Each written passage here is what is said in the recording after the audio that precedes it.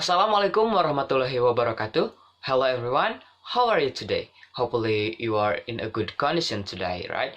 So here I am Panji Permana Sulaeman as the fourth presenters from group 1, and here I would like to deliver the materials about the beliefs about assessment. So let's get started.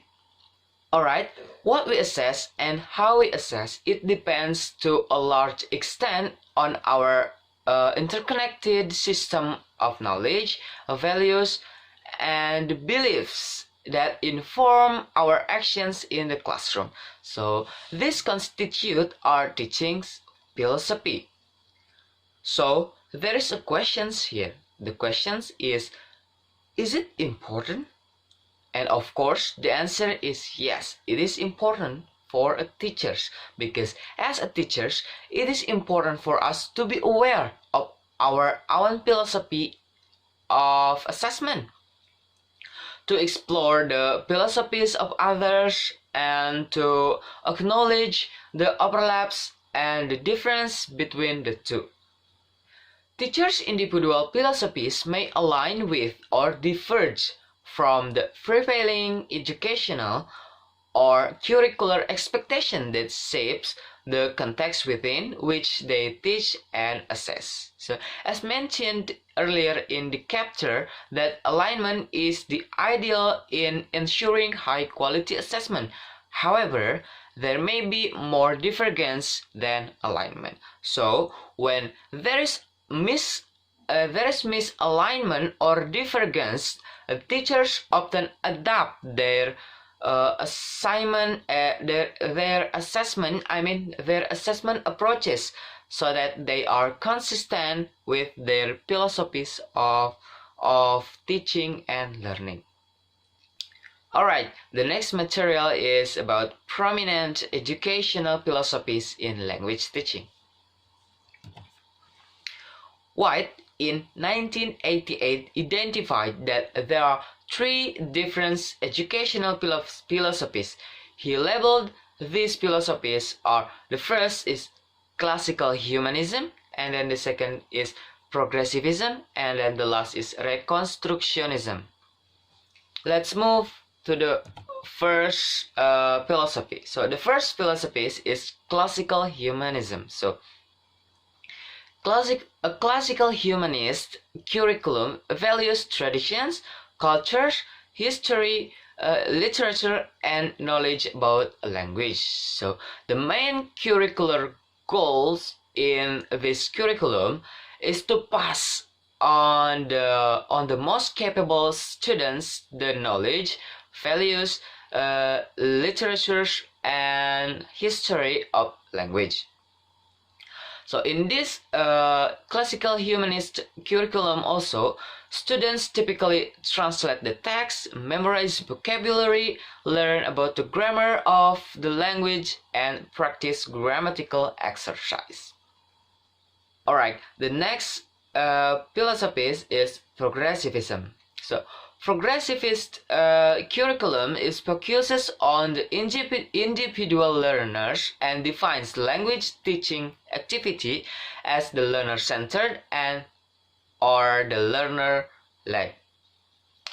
Although informed by overall purpose and goals for language learning, so progressive curriculums typically require teachers to define the course activity and content in relations to needs analysis or other evidence of students' interest, preference, or performance, which set the directions, emphasis, and activity of the course. And then the teacher's attention is focused on the ongoing processes of the language learning and development in relations to the predefined purpose and or goals of the course. In this progressivist curriculum, the language teacher's role, according to Albright and in keeping with a progressive curriculum, is to first help students to identify with increasing clarity their language skills areas in need of improvement, and the second is elaborate strategies which would help students to attain the desired increase in their achievement of those skills. Alright, let's move to the next philosophy. The last philosophy by White is reconstructionism.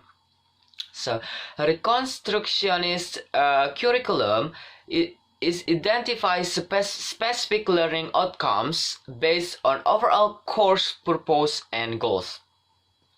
So, these learning outcomes guide to the selections of activity and exercises in the course, which identify what students should know and to be able to do at the end of the course.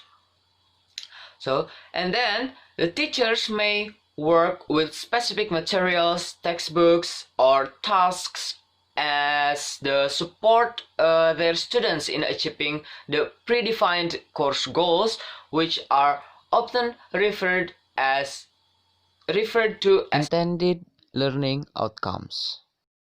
So there are the three curricular philosophies from White, but here we have another one, and the last one is postmodernism or eclecticism. So this educational philosophies values the spontaneous, unique, unplanned, and emergent learning that takes place each day in a classroom setting. Because as we know that we are all unique individuals, every classroom, every interactions between students and teachers, the exercises of a language activity, and what may be learned from it are also unique, individual, and unpredictable.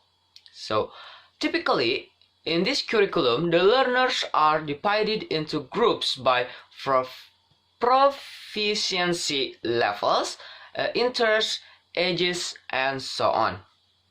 The role of teachers here is to support their development by identifying whatever activity seems to provide the next best step in supporting the individual student's learning process. Alright, the next material will be delivered by the next presenters, and that's all for me. Thank you for your nice attention. Have a good day. Wassalamualaikum warahmatullahi wabarakatuh.